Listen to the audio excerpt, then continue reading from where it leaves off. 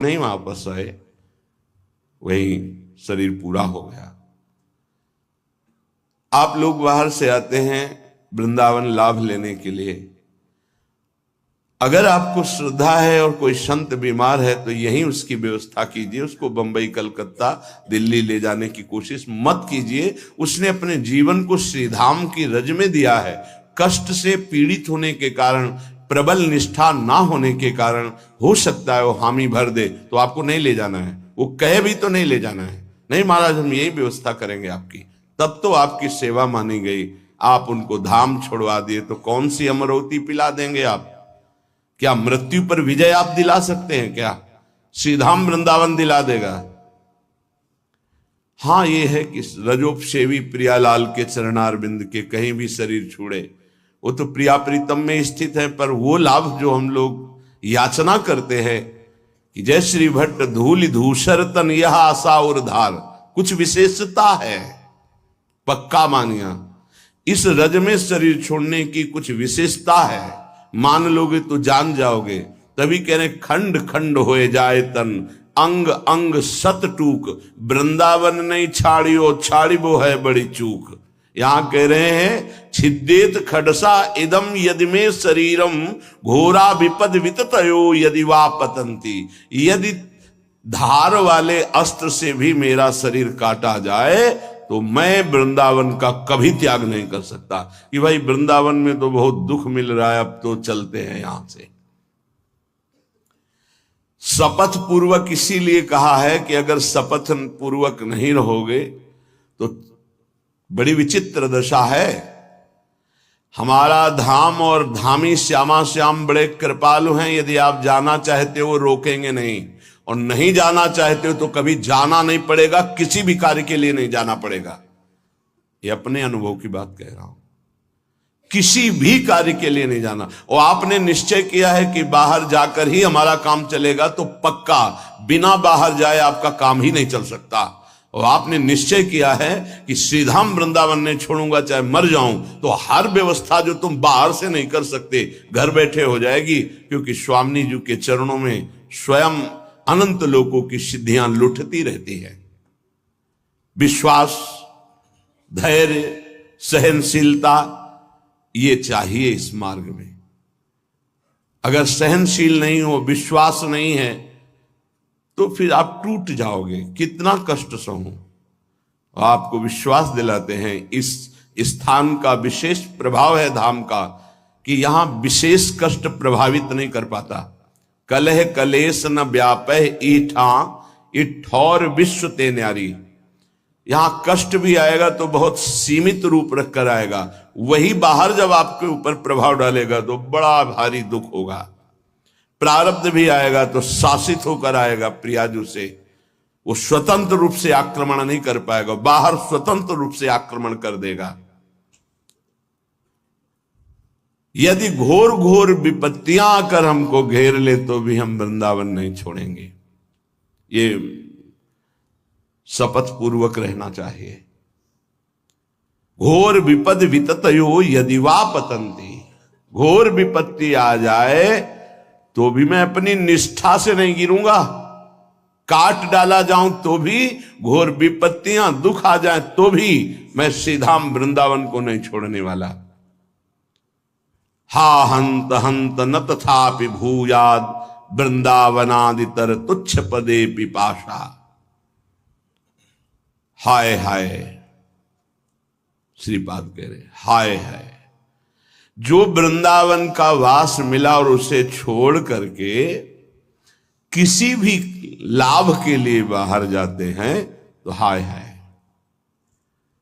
हरिराम व्यास जी ने एक पद में लिखा है, इतनी बड़ी कृपा हो गई और इसके बाद भी तुम वृंदावन का आश्रय वास का प्रभाव न जानने के कारण अन्य आश्रय लेते हो, अन्य सहारा लेते हो और यहां छोड़कर जाते हो, तो मानो अपने सर पर पादुका चला रहे हो।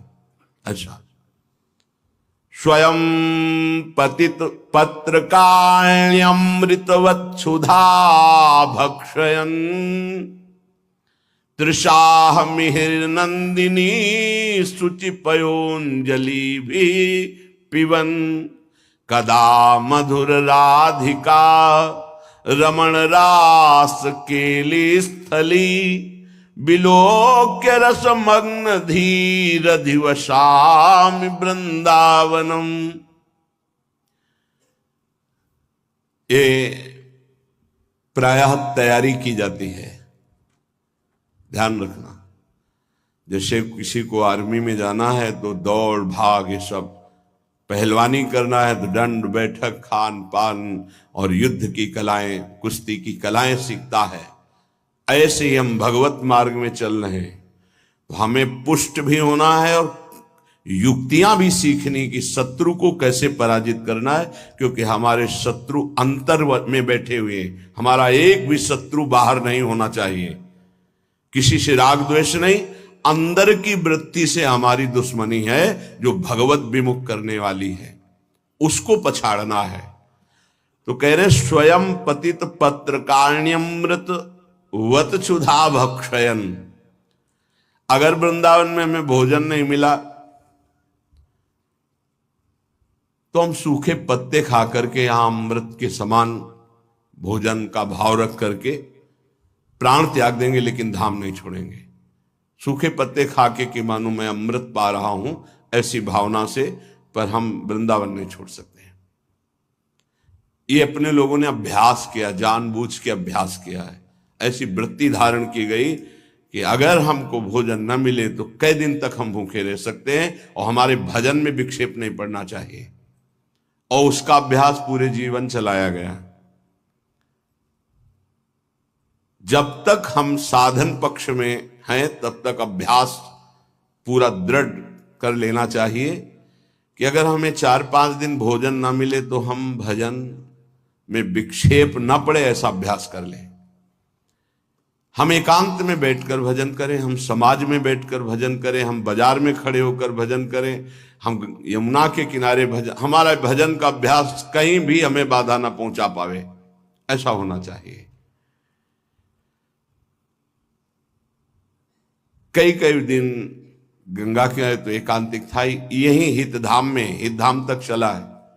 जब ये डायलिसिस हुए फिर अब हिम्मत नहीं है कि जैसे प्रभु चलावे, अब वो तो प्रभु के ऊपर रह गया। डायलिसिस होने के बाद शरीर की दशा बदल जाती है, अब जैसे प्रभु चलावे वैसे हो गया। नहीं तो दरवाजा बंद, छोटी कुटिया में जब तक कोई नहीं जुड़ा था दरवाजा बंद, अब ये दरवाजा 3-4 दिन के लिए बंद, बाहर से ताला लगवा दिया कि है नहीं, जैसे कोई जल पान करके चुपचाप शांत 4 दिन भगवदाकार वृत्ति करनी है। ये मौन, किसी से मिलना नहीं कर। ब्रजवासी उनसे थोड़ी प्रियता रखते थे कि आप इतने बजे ताला खोल दीजिएगा, चाबी हम दे देंगे। तो शौच स्नान कर लिया, फिर अंदर हो गए। अपनी वृत्ति को भगवदाकार करना है। सब उपस्थित होने पर भोग भी हमको अपनी तैयारी कर दी। ये थोड़ी कि रोज हमें भोजन मिल रहा है, रोज व्यवस्था हो रही, तो आप देखो आपको आप वो भजन नहीं हो रहा जो हाय हाय वाला भजन होता है, भारी व्याकुलता वाला भजन होता है। कैसे भगवत प्राप्ति हो, चिल्ला चिल्ला के रोने का मन हो, वो इसलिए नहीं होता कि आप हर समय जब इंद्रियों के ही पोषण में लगे हुए हैं तो भगवदानंद की वृत्ति का पोषण कैसे होगा। उसके लिए तो थोड़ा तैयारी करनी पड़ती है, अभ्यास करना पड़ता है, जलना पड़ता है, भूखे रहना पड़ता है, कष्ट सहना पड़ता है। सच्ची मानिए, अभ्यास में बहुत बड़ी ताकत है। आपका शरीर स्वस्थ है, आप इस समय कस सकते हैं अपने आप को। 3 घंटे विश्राम, इसके बाद कुछ समय आसनों में, हर समय सेवा में, नींद को उड़ा दो, भोजन की एक सीमा रख लो, बातचीत के लिए मौन रह जाओ, उचित शरीर पोषण की व्यवस्था, बस नाम पर दृष्टि दो। नहीं खान पान ते भावे है, नहीं कोमल वसन सुभावे है, सब विषय लगे ते खारा है, हरिहासिक का मग्न आ रहा है। जब वृत्ति भगवदाकार होती है और ये होता है अब भोजन पाने जाना, तो ऐसा लगता है जैसे सजा दी जा रही हो, हमारी वृत्ति डूब रही है, अब इसके लिए हमें भागे। कभी तो डूबना सीखो, अभ्यास करके कभी तो ऐसे आओ कि 10-5 मिनट के लिए शरीर भूल जाओ, 10-5 मिनट के लिए जगत भूल जाओ, केवल प्रिया प्रीतम के चिंतन में। वो ऐसे नहीं होता कि टाइम बाय टाइम भोजन। साधक की दिनचर्या 12 महीने राइट टाइम से पहले हर चेष्टा आपको दिखाई देगी। अगर यहां खड़े होना है 6 बजे खड़े हो तो 5 मिनट पहले से खड़ा है, उसकी दिनचर्या में चूक नहीं हो सकती। वही साधक, वही संयमी। और जो अपनी दिनचर्या को संभाल नहीं पाता तो वो अपने आप को संभाल नहीं सकता। कागज में लिख लो चाहे दिमाग में लिख लो, जब तक साधक की दिनचर्या नहीं। हम गृहस्थी में देखें, ऐसे ऐसे साधक की त्रिकाल संध्या करते हैं। जब पीछे गुरु आश्रम में थे, बीसों सुबह 4 बजे तड़के आकर के स्नान करके संध्या गृहस्थी में रहते, हल जोतने वाले लोग। अगर हमारी दिनचर्या भगवत मार्ग की है तो उसे कहीं भी की जा सकती है, कैसे भी की जा सकती है। ये बहुत प्रवचन नहीं, ये आप समझ लीजिए, आपको अपने आप को कसना होगा। सैकड़ों बार प्रार्थना की है कि चाहे गृहस्थ हो चाहे विरक्त हो, व्यायाम अत्यंत आवश्यक है। जैसे भोजन पाना आवश्यक है, ऐसे व्यायाम आवश्यक है। भगवत प्राप्ति के लिए अत्यंत आवश्यक है व्यायाम, क्योंकि आपका शरीर स्वस्थ रहना अनिवार्य है। प्राणायाम अत्यंत आवश्यक है। 10 मिनट 15 मिनट बैठ करके प्राणायाम, 2-3 प्रकार के सहज प्राणायाम की वृत्तियां बताइए। कौन कर रहा है? सहज बताइए। कुछ हाथ लगाने की जरूरत नहीं नाक में, ये अनुभव की हुई बात कर रहे। आराम से बैठ गए, धीरे से श्वास खींचते चले गए दोनों नाक से, जितनी जा रही बंद कर ली। अब मंत्र जप रहे हैं, फिर धीरे से छोड़ दी, कोई पकड़ना नहीं, फिर खींचा, फिर बंद कर ली। इसे आंतरिक कुंभक कहते हैं। एकदम खाली कर दिया, रोक दिया, मंत्र जप रहे हैं, फिर खाली कर दी, फिर मंत्र, इसे वाय कुंभक कहते हैं। हर आंत, फेफड़ा, हर नस नाड़ी एक्टिव हो जाएगी। आप क्या समझते हो? ये लोहे की मशीनें थोड़ी लगी है यहां, उनको प्राणायाम के द्वारा एक्टिव किया जाता है। आपका शरीर स्वस्थ, आपके विचार स्वस्थ, और ब्रह्मचर्य के लिए 45 मिनट पसीना गिरने वाला व्यायाम अत्यंत आवश्यक है। कोई नहीं करने के लिए तैयार है। कैसे तुम ब्रह्मचर्य रह सकते हो? कैसे तुम बिना प्राणवायु का संशोधन किए एकाग्र रह सकते हो? ऐसा नहीं कि हम प्रेम मार्ग में हैं तो हमें प्राणवायु के संशोधन की आवश्यकता नहीं। हमने पूज्य गुरुदेव भगवान को देखा, अटारी में जाकर के एकांत में बैठकर वो प्राणवायु का संशोधन कर रहे हैं। हमने बुजुर्ग संतों को देखा जिनकी 80 वर्ष की अवस्था है, व्यायाम 5 मिनट 10 मिनट हाथ पैर हिला रहे हैं, व्यायाम कर। और व्यायाम का एक प्रक्रिया है। आपने 5 दिन व्यायाम किया तो आपके शरीर दर्द होंगे, क्योंकि उनको थकित किया जा रहा है। अब 8-10 दिन में वो फिर रवा हो जाएंगे। आप करते रहिए, अब दर्द नहीं होगा। 5 दिन किया, दर्द शुरू हुआ, बंद कर दिया और दर्द शुरू हुआ। आपका व्यायाम का अनुभव ही नहीं होगा कि वो यही लगेगा कि उससे तो दर्द होता है। नहीं, ऐसे संयमी साधक थोड़ी बना जाता है। कई मिनट सर के बल खड़े होते थे, हर समय इसको तैयार करके साधन में लगाए रहते हैं। आप लोग देख रहे हैं, आप लोगों का शरीर स्वस्थ है। आप कैसे ब्रह्मचारी, कैसे आप संयमी, कैसे आप एकाग्रचित हो पाएंगे? बोले हमारे पास समय नहीं। कै बजे आप जगते हैं? उससे 1 घंटा पहले जगिए। आप मध्याह्न में थोड़ा विश्राम कर लीजिए, या जब आपको समय मिले तब आप विश्राम कर लीजिए थोड़ा अपनी दिनचर्या के अनुसार। लेकिन रात्रि हमारी साधना का समय है।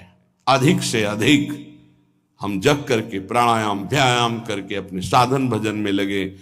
साधन का मतलब होता है एक बार जिद्दी स्वभाव बनाकर हर इंद्रिय पर विजय प्राप्त करके आगे बढ़े। हां, हमको उतना व्यायाम प्राणायाम करना जो हमारी भक्ति में बाधा ना पहुंचा दे, वो भी आज्ञा के अनुसार जितना कहा जाए उतना ही। क्योंकि प्राणवायु का संशोधन करने की यदि प्रक्रिया नहीं पता है और उल्टा सीधा पढ़ करके प्राणवायु को, तो वो आपको रोग पैदा कर देगी। हम इसीलिए प्राणायाम पद्धति नहीं कह रहे, केवल बाह्य कुंभक, आंतरिक कुंभक या अनुलोम विलोम, इससे कोई हानि नहीं होने वाली। लेकिन रेचक कुंभक पूरक उसकी प्रक्रिया है, वो ऐसा नहीं कि केवल ऐसे खींच कर किया, जरूर करना चाहिए। ये श्वास का संशोधन, प्राण का संशोधन, शरीर की नस नाड़ियों का व्यायाम के द्वारा तो ब्रह्मचर्य पुष्ट। यदि आप ऐसा नहीं करते तो ब्रह्मचर्य रह ही नहीं सकते। ब्रह्मचर्य रहने के लिए शरीर को बहुत एक्टिव करना होता, बहुत एक्टिव, और उसमें खुद इतनी बिजली होती है वो बैठ ही नहीं सकता शांति से। कठोर आसनों में बैठना स्वभाव बन जाता है उसका। तब जाकर के ब्रह्म प्राप्ति के लिए ऊर्ध्वगामी चित्त वृत्ति होती है, मुझे केवल भगवत साक्षात्कार चाहिए। सिंहवत स्वभाव साधक का होता है। एक प्रवचन नहीं कर रहे, ये हृदय की बात कह रहे। हर कष्ट को सहकर सिंहवत। यहां क्या सर्दी लगेगी तुम लोगों को, कमरे में हो, खुले में, गंगा के किनारे, जब ऐसी कि शरीर में केवल सर्दी ही सर्दी व्याप्त हो रही, लग रहा है कि अब नहीं संभलेगा, तो गंगा जी में जा खड़े हो गए। गंगा जी उल्टा उसके खिलाफ, गंगा जी का काफी जल जैसे प्रवाहित हो रहा है, ये तो रोज का अनुभव था। हाथ 1.5 हाथ जो जल है वो भीषण ठंडा होगा, फिर उसके नीचे थोड़ा सा जा खड़े हो गए, मंत्र जाप कर रहे, फिर गंगा जी ने पावर दी, फिर बाहर निकले, फिर चले। पूरा जीवन एक युद्ध है, आज भी एक युद्ध है। ऐसे थोड़ी, ये सुख प्राप्ति लौकिक सुख के लिए नहीं, ये अध्यात्म सुख के लिए है।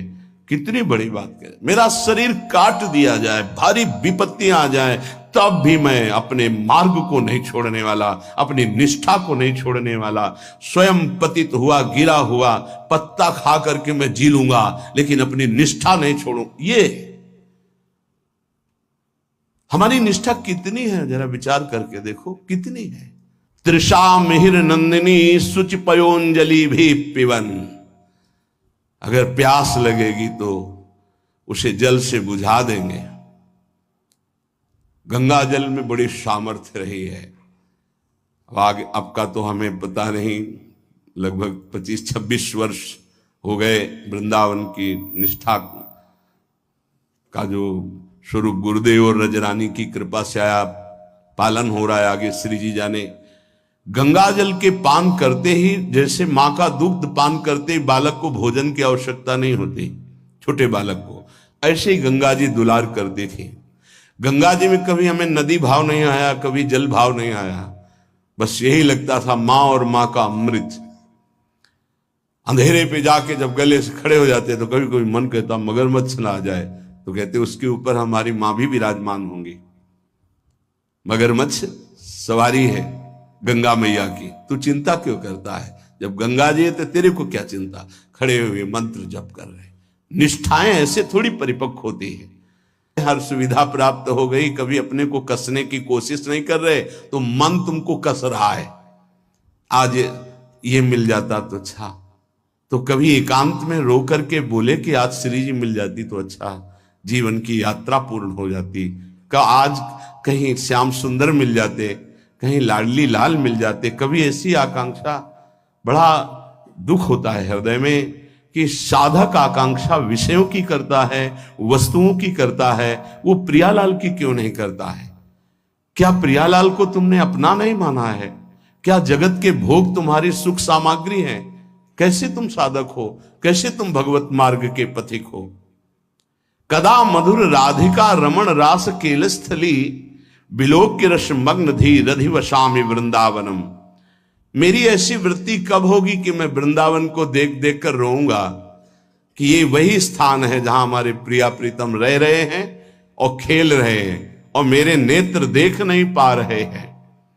कब ऐसा वृंदावन कृपा करेगा कि मैं देख देख करके मगन हूं कि मेरे प्रिया प्रीतम कैसे रास कर रहे, मेरे प्रिया प्रीतम कैसे वन विहार कर रहे, मेरे प्रिया प्रीतम कैसे झूला झूल रहे, मेरे प्रिया प्रीतम कैसे जल विहार कर रहे, नौका विहार कर रहे। साक्षात पुरौ श्री पुरुषोत्तमांघि सेवारसादप्यधिको रसौघा, शंदेत वृंदा विपिनेप्य दृष्टे राधा प्रियेत्रोद्धव एव साक्षी। पुरुषोत्तम भगवान वासुदेव देवकी नंदन का निरंतर सानिध्य प्राप्त करके भी जिनको प्रेम का परिचय प्राप्त नहीं हो पाया, और वो जब वृंदावन की रज में आए तो बिना किसी साधन के प्रेम प्राप्त हो गया, इसके साक्षी उद्धव जी हैं। श्रीपाद कह रहे हैं कोई उनको साधन नहीं करना पड़ा, गोपी जनों के दर्शन संभाषण चरण धूलि, इसका स्पर्श होते ही प्रेम का प्रादुर्भाव हो गया, क्योंकि तैयार भूमि थी, भूमि तैयार थी, बीज के अंकुरण में देर नहीं लगी। अपने लोगों के ऊपर कृपा है, उसी रज में बैठे हैं, उसी रज में वास करते हैं, पर भूमि तैयार नहीं है। रोज ये सत्संग हो रहा है तो मानो किसान जैसे अपनी खेती को जोत करके उसे तैयार करता है, ऐसे मानो सत्संग आपके हृदय की भूमि को तैयार, ये जो शपथ पूर्वक चलिए, ये भूमि तैयार की जा रही है। लेकिन आप देखिए कहां साधक भूमि तैयार कर पाता है अपने हृदय की, जहां थोड़ी सी प्रतिकूलता की छाया भी आई कि भाग खड़ा हुआ। प्रतिकूलता नहीं आई, अभी प्रतिकूलता तो जानते नहीं, प्रतिकूलता की छाया आई कि भाग खड़ा हुआ। जो राधा प्रिय इस वृंदावन में वास स्वीकार करके रहनी से रहता है, तो बिना किसी अन्य साधन के उसके हृदय में प्रेम प्रवाहित हो जाता है। इस बात के साक्षी हैं उद्धव जी, कोई साधन नहीं हुआ। जब वृंदावन आए तो इस रज की कृपा से ऐसे महाप्रेमी हुए, भगवान की कृपा से आज भी गिरिराज जी की तलहटी में वो अव्यक्त रूप से विराजमान रहते, कभी तलहटी नहीं छोड़ते। प्रकट में बद्री बन गए, लेकिन अप्रकट में यहीं रहते हैं गिरिराज जी की तलहटी में। उद्धव कुंड परिक्रमा मार्ग में मिलता है, उसी क्षेत्र में श्री उद्धव जी महाराज विराजमान रहते हैं। हमारे हृदय में यह अनुभव होना चाहिए कि हमारे ऊपर प्रभु की विशेष कृपा है। बस उस कृपा का अवगाहन, कभी दिव्यता की तरफ सोचिए। अपनी इंद्रियां और मन ये पार्थिव भोगों की तरफ ही सोचता रहता है। कोई पार्थिव व्यक्ति अनुकूल हो जाए तो हम नाच पड़ते हैं। प्रियालाल तुम्हें प्यार कर रहे हैं, तुम्हें नहीं दिखाई दे रहा, तुम्हारी समझ में नहीं आ रहा कि तुम्हें श्यामा से हम प्यार कर रहे हैं, इतना प्यार कर रहे हैं। हम मांग कर रहे हैं पार्थिव व्यक्ति के प्यार की, कोई प्रगट में मनुष्य हमें प्यार करे। हम मांग कर रहे हैं इंद्रियों के भोगों की। सच्चिदानंद सुख देने के लिए हरि गुरु तैयार है, हमें वो नहीं चाहिए। यही दुर्भाग्य है हमारा। उपासक सावधान, बहुत जन्म भोग भोग चुके हो, बहुत जन्म तुम किसी ना किसी के होते रहे हो। इस बार केवल श्री जी के इस शरीर को धरोहर की तरह हरि गुरु को समर्पित कर दो। ये आपकी वस्तु है, इस पर अब मेरा कोई अधिकार नहीं, तो हरि गुरु आपको समर्पित कर देंगे। लो, हमारा संपूर्ण वैभव आपका है। आप करके तो देखो, बड़ा सस्ता सौदा है। शरीर तो तुम माया में कितनी बार समर्पित कर चुके हो। एक बार मायाधीश प्रभु श्री जुगल सरकार को अपना जीवन समर्पित करके तो देखो। पूज्यपाद श्री उड़िया बाबा जी महाराज, भगवत प्राप्ति का मार्ग अनुगमन का मार्ग है। बड़े महापुरुष के शब्द हैं, एक एक शब्द पर ध्यान दीजिए। भगवत प्राप्ति का मार्ग अनुगमन का मार्ग है। अनुगमन किसी आदर्श महापुरुष को अपना स्वामी बनाकर उनका अनुगमन करना, तभी आप भगवत प्राप्ति कर सकते हैं। जब किसी भगवत प्राप्त महात्मा को अपना आदर्श मानकर आगे बढ़ा जाए। ये वाणी हमारा जीवन रही है। पूज्यपाद उड़िया बाबा जी के उपदेश, ये बाल्यावस्था से हमारी गुरु रही है। बाबा आदर्श रहे हैं। आज भी जो बाबा का स्थान था, है, रहेगा आजीवन। ऐसा नहीं होता है कि छूट जाए। जागृत में, स्वप्न में, सुषुप्ति में कई बार पूज्य बाबा की कृपा हुई है। जब तन्मयता होती, पिता की तरह उड़िया बाबा ने दुलार किया है। यह हमारे केवल लिखा पढ़ी का विषय नहीं है। जब हम अपना मान लेते हैं तो ये अव्यक्त महापुरुष अव्यक्त नहीं रहते, ये अनुभव कराते हैं, क्योंकि ये ब्रह्म स्वरूप व्याप्त हैं। जैसे कोई कण ऐसा नहीं जहां ब्रह्म ना हो, अर्थात वो कण भी ब्रह्म ही है। सर्वम खलमिदम ब्रह्म ने नानास्ति किंचन, ऐसे ही पूज्य बाबा हर कण में विराजमान, क्योंकि ब्रह्म स्वरूप हुए। जब हम किसी महापुरुष को आदर्श मानते हैं, व्यक्त या अव्यक्त, तब उसकी महिमा हमारे हृदय में प्रकाशित होती है। अभी तो हमारा आदर्श विषय है, धन है, परिवार है, तो वही तुम्हारे सामने अनुभव में आएगा। तुम्हारे जागृत में, स्वप्न में, सुषुप्ति में जब कोई दिव्य महापुरुष होता है तो दिव्य अनुभव आएंगे। ये मार्ग अनुगमन का है, किसी महापुरुष का अनुगमन किया जाता है। अनुगमन का तात्पर्य होता है उनकी आज्ञा के अनुसार चलना। अपने जीवन को किसी महापुरुष की आज्ञा पर दे दो, आप जैसा कहेंगे। सेवक जी महाराज कह रहे हैं, अब जो ही कहें करें हम सोई, आयस लिए चले निज दासी। बिना आज्ञा के एक कदम भी नहीं, चाहे वो परमार्थ का हो चाहे व्यवहार का हो, वो प्रेम रस को प्राप्त कर लेता है। भगवान की माया बड़ी प्रबल है। यदि किसी महापुरुष का अनुगमन नहीं किया तो आप इस मार्ग पे चल नहीं पाएंगे। सत्संग सुना गया, सत्संग में ऐसा समझ लो बाजार है, बाजार या मेडिकल स्टोर है, दोनों बातें समझ सकते हो। बाजार है ये, सांख्य मार्ग, भक्ति मार्ग, कर्मयोग, हर योग की चर्चा होगी यहां। आपको हर योग की बातें सुननी है, केवल आपको अपने हृदय और महापुरुष के हृदय की बात समझनी। महापुरुषन ने सब रस गायो, देखनो यो है कि उनको हियो का ठहरानो, ताको गहनो, उसको पकड़ो। अब उस जैसे किसी ने भगवत आश्रय तत्व में गुरु कृपा से अपनी निष्ठा प्राप्त की कि हम तो भगवत आश्रित हैं, तो चाहे जितनी बड़ी बड़ी बात हो सुन लीजिए, आपको अंदर से यही होना चाहिए, हमारे माई श्यामा जो को राज। वह आपके अंदर सवाल नहीं पैदा होना चाहिए, क्योंकि सत्संग है, इसमें हर योग का वर्णन होगा, हर सिद्धांत का वर्णन होगा। भगवान मायापति हैं, इनकी माया बड़ी विचित्र है। सब मायादास हैं, हरिदास तो कोई बिरला ही बनता है। जो हरिदास होता है उसके पीछे माया चलती है, और जो मायादास होता है उसके आगे माया होती, कभी पकड़ में ही नहीं आती। किसी एक ने लिखा था कि संसार में अगर कोई सुखी है, विनोद जो कटाक्ष का, तो संत जन सुखी हैं।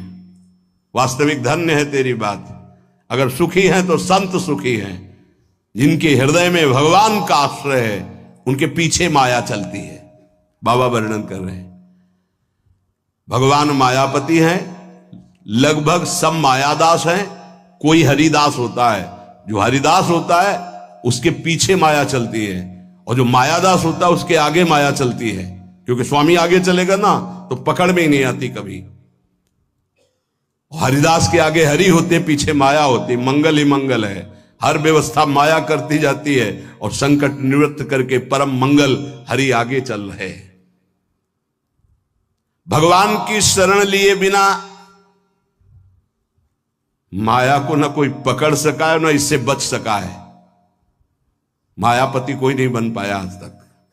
इसलिए माया की शरण नहीं, हरि की शरण लो, और किसी हरिदास का अनुकरण करो जो हरि की शरण में है, उसका, उनके आचरण, उनके उपदेश, वो अनुगमन आपको हरि के प्रेम में पहुंचा देगा। जब उपासक पूज्य बाबा रास्ते में आए हुए भय और प्रलोभन को स्वीकार नहीं करता, कदम नहीं लड़खड़ाता, तब उसके अंदर ये 33 गुण प्रकाशित हो जाते हैं। ये जिसके अंदर है वो भगवान अजित को अपने अधीन कर लेता है। जब किसी का सही मार्ग तय होने लगता है तो दो बातें उसको गिराती हैं, भय या प्रलोभन। जो भय से भी नहीं लड़खड़ाता, प्रलोभन से भी नहीं रुकता, उसमें 33 भागवतिक सद्गुण प्रकाशित हो जाते हैं। पहला, अहिंसा। मन वचन कर्म से भी कभी वो किसी की हिंसा नहीं करेगा, न मन से, न वचन से, न कर्म से। धर्म का अलग अलग उपदेश है, स्थान, व्यक्ति, योग्यता, अधिकार के अनुसार। अहिंसा हमारे लिए है, हम निवृत्ति मार्ग के हैं। आप एक वीर योद्धा हैं राष्ट्र रक्षा के लिए, तो आपके लिए कठोरता चाहिए हृदय में। यदि आप दयालुता धारण करेंगे तो हमारा राष्ट्र संकट में पड़ जाएगा। आपके लिए माला चलाना नहीं, आपके लिए गोली चलाना भजन है। आप अपने धर्म से युक्त रहिए। अर्जुन जी कह रहे मैं सन्यास लेकर भिक्षा मांगकर खा लूंगा, युद्ध नहीं करूंगा। भगवान कह रहे गलत, पर धर्मो भयावहा, स्वधर्म का पालन कर, इस समय नहीं भय को प्राप्त हो जाएगा। ये परमार्थ के पथ पर जो भगवत प्राप्ति के मार्ग में चला है, जिसको भगवान ने ये मार्ग दिया है, उसके लिए पहला सद्गुण अहिंसा। मन से, वचन से, कर्म से किसी की हिंसा नहीं करना। हिंसा और अहिंसा का निर्णय स्थान, अवसर, धर्म की स्थिति के अनुसार दिया जाता है, ना कि सार्वभौम। सार्वभौम अहिंसा का सिद्धांत नहीं चलेगा। हमारे धर्म का नाश करने आ रहा, हम अहिंसा व्रत लेकर बैठे, हमारी मर्यादा, हमारे राष्ट्र, हमारे धर्म का नाश करने जा रहा, तो इस समय हिंसा ही अहिंसा से बढ़कर के भी है, ये समझना होगा। इसलिए बहुत विवेक परमार्थ में चाहिए। जो निवृत्ति परक साधक हैं, उनके हृदय में अहिंसा धर्म का प्रादुर्भाव होता है, और अहिंसा धर्म भी अपना रूप अलग धारण करता है। जैसे वेन राजा ने भगवान के विरुद्ध आचरणों की स्थापना करनी चाहिए, तो संतों ने जो अहिंसा व्रत के परम पुजारी, उन्होंने उसकी हिंसा कर दी, क्योंकि उस समय हिंसा ही सबसे बड़ा धर्म है। और उसके शरीर से फिर मत कर भगवान पृथु को प्रकट किया। ये बड़ा सूक्ष्म विषय, धर्म बड़ा सूक्ष्म विषय है। दूसरा, सत्य। मन से जो सोचा गया, वाणी से वही बोला गया, आचरण में वही किया गया, उसे सत्यवादी कहते हैं। सत्य वचन में जरूर होना चाहिए। तीसरा, आस्तेय, चोरी ना करना, कभी भी किसी की चोरी ना करना, ये भगवान के भक्त में आ जाता है। चौथा, ब्रह्मचर्य। अगर गृहस्थ है तो संयम के अनुसार ब्रह्मचर्य, एक नियत समय के अनुसार ब्रह्मचर्य। विरक्त है तो आजीवन अखंड ब्रह्मचर्य, ये लक्षण प्रकट हो जाता है। पांचवा, अपैशुन, कभी किसी की चुगली ना करना। ये साधक ध्यान दे, कभी किसी की चुगली ना करना। कैसे?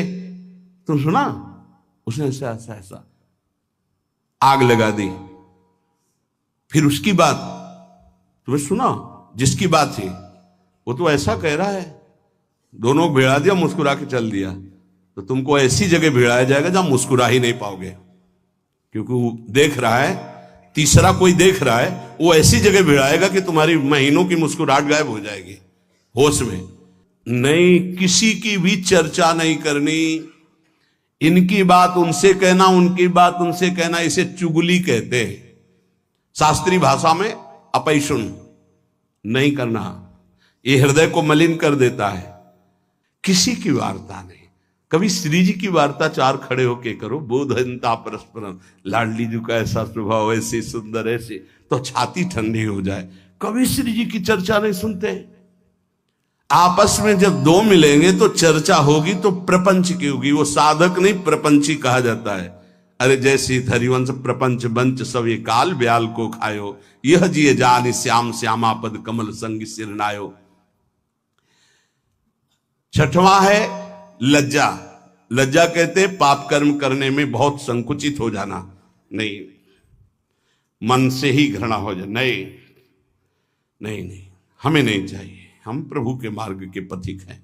सातवां, अमानिता, ये लक्षण उदय होते हैं।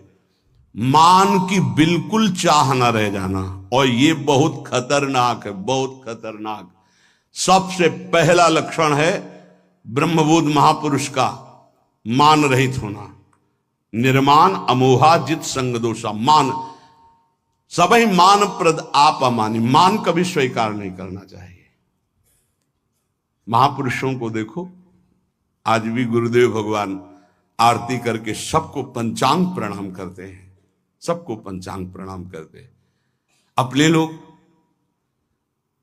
गुरु जी आचार्य चरण सर्वान वस्तुतया निरीक्ष परम स्वाराध्य बुद्धिर मम क्वाहम तुच्छा परम अधमा। आचार्य चरण क्या कह रहे? क्वाहम तुच्छा परम अधमा। सबको प्रणाम कर रहे हैं, गुरुदेव सबको प्रणाम कर रहे हैं, तो हमको शिक्षा लेनी चाहिए। अमानी ना मान देना, सब ही मान प्रद आप अमानी। ये अमानिता, ये 7वां लक्षण उपासक के अंदर जागृत होता है। 8वां पवित्रता, शरीर पवित्र, वस्त्र पवित्र, चिंतन पवित्र, व्यवहार पवित्र। छल कपट से व्यवहार दूषित हो जाता है। अरे बहुत बहुत, अगर आप भगवत मार्ग में, तो कभी ऐसा मत करना, क्योंकि जिससे कर रहे हो और आप उसके बीच में ईश्वर विराजमान है, उसी की आराधना के मार्ग में तो चले हो। पवित्रता, शरीर पवित्र हो और वस्त्र पवित्र हो। ये आपका लघुशंका मल त्याग आदि बहुत सावधानी से पवित्रता का निर्वाह करोगे तो शरीर राग का नाश हो जाएगा। ध्यान रखना, जितना पवित्र हो कोई, उतने शरीर राग का नाश होगा। ये उल्टा लक्षण है। शरीर को पवित्र रखना, शरीर राग का नाश। शरीर को अपवित्र रखना, अत्यंत ममता आसक्ति शरीर से हो जाएगी। देखो, इसीलिए अत्यंत ममता आसक्ति शरीर से है। 9वां संतोष। जैसी परिस्थिति प्रभु ने दी उसमें राजी रहना। जोई जोई प्यारो करे सोई मोहि भावे। कोई चाह न रखना, ये संतोष धन है। इसी से सारी कामनाएं नष्ट हो जाती हैं। बिन संतोष न काम न साही, और अछत काम सुख सपन्यों नाही। बिना संतोष के कामनाओं का नाश नहीं होता। तो उपासक के हृदय में संतोष आ जाता है, जैसा प्रभु ने दिया। आज सब्जी भी नहीं है, प्रभु की बड़ी कृपा है, रोटी अकेले पा ली। आज रोटी भी नहीं है, जल से काम चला लिया। किसी संत से किसी ने पूछा कि प्रसाद पाया, तो उन्होंने कहा नहीं, माधुकरी नहीं मिली। फिर क्या पाया? बोले पा लिया है। क्या पाया? बोले भूख को पा लिया है। आज प्रभु की इच्छा है से भूख को पा लिया है। संतोष, काहू सो कछु न चाहोगो, संतोष। 10वां तितिक्षा, महान सहनशील। दूसरे के कट वचन, शरीर की पीड़ा, ऋतुओं का प्रभाव, अंदर की जलन, संतुष्टायन के नवा। तितिक्षा, ये महान लक्षण है भगवत प्राप्ति के मार्ग के पथिक का। जरा सी बात में विक्षिप्त हो जाना, चिड़चिड़ा स्वभाव कर लेना, नाना प्रकार की असत वृत्तियों में दौड़ जाना, ये साधक का स्वभाव नहीं होता। बड़े से बड़े कष्ट को हंसकर सहना, बड़े से बड़ी विपरीत परिस्थिति को मुस्कुरा के सहना, ये भगवान के पार्षद का लक्षण होता है। आप भगवान के पार्षद हैं, भगवत मार्ग के पथिक, चाहे गृहस्थी हो चाहे विरक्ति। 11वां निष्कपटता। संत सरल चित जगत हित जान स्वभाव सने। संतों का स्वभाव, उनका सने, उनकी चित्त की स्थिति सरल होती है, कपट नहीं। निष्कपटता उनके हृदय में जागृत हो जाती है। 12वां संत संग में अत्यंत गाढ़ प्रेम आसक्ति, ये पैदा हो जाए भगवत कृपा पात्र के अंदर। 12वां संत संग, सत्संग, भागम भाग मच जाएगा। कैसे मैं सत्संग में आगे बैठूं जिससे मैं वक्ता के मुखारविंद पर चातक की तरह दृष्टि रख करके उनके वाक्यों का पान स्वाति की बूंद की तरह करूं। सच्चे श्रोता का लक्षण, मैं भाग कर जाऊं और उनको देखता रहूं और उनके वाक्य जो निकल रहे हैं उनका पान करूं श्रवणेन्द्रिय के द्वारा। 13वां संत सेवा की भूख, ये प्रकट हो जाती पक्का। मैं साधु हूं ऐसा नहीं रहता, यही रहता है भगवान कब ऐसी कृपा करेंगे कि संत सेवा हो जाए। एक साधक कह रहे थे कि जब संत सेवा होती है, उनके दर्शन सेवा का अवसर मिलता है, तो ऐसा लगता है कि ये कभी बंद न हो और जीवन भर मुझे साधु सेवा मिलती रहे। बहुत अच्छा लगा कि हम लोग जब उनकी सेवा में खड़े होते तो एक अलौकिक आनंद मिलता है। संत सेवा की भूख जग जाना। बड़े भावुक जन होते हैं, बड़े भावुक जन होते हैं, इससे बहुत बड़ा प्रभाव पड़ता है, बहुत बड़ा हृदय में प्रभाव पड़ता है।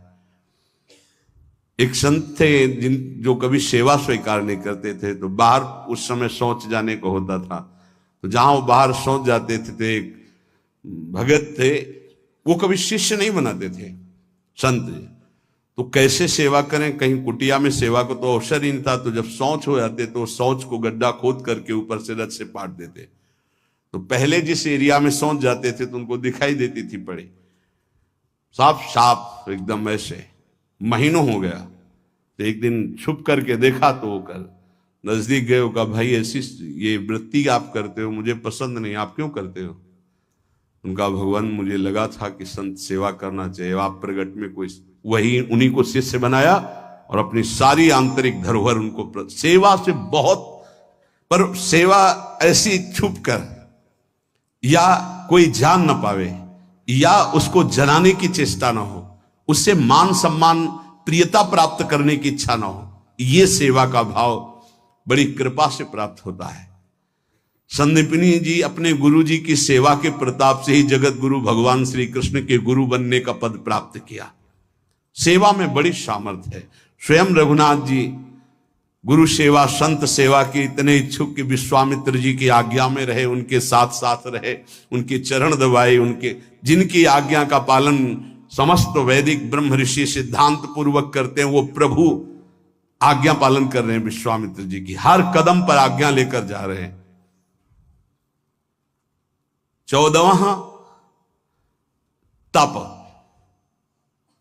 तप कहते हैं मन में आए हुए विकारों को सह जाना, उसके अनुसार भोग क्रिया न करना, वो जो ताप होता है उसे सह जाना तप कहते हैं। अपने परमार्थ मार्ग में चलने में जो कष्ट मिलता है उसको हंस के सह जाना, उसे तप कहते हैं।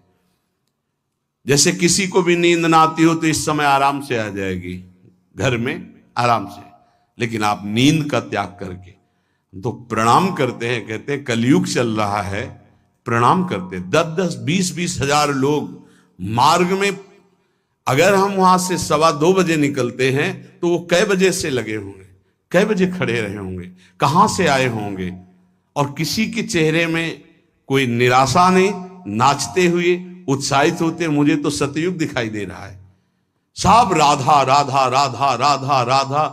कहां उनकी नींद है, कहां उनकी सुविधाएं, छोटे छोटे गोद में बच्चे लिए धक्का खाते हुए खड़े हुए, बलियारी उनको प्रणाम है। क्या देखने के लिए खड़े हैं?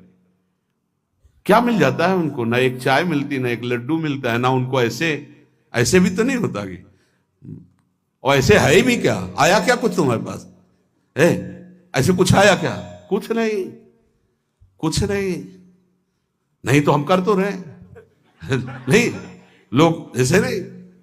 अगर कुछ आया हो तो बताओ, कुछ नहीं आया। राधा राधा राधा आया, बोलो या ना बोलो, राधा राधा राधा कान में आया, श्रवण में सुना, तुम्हारा मंगल हो गया।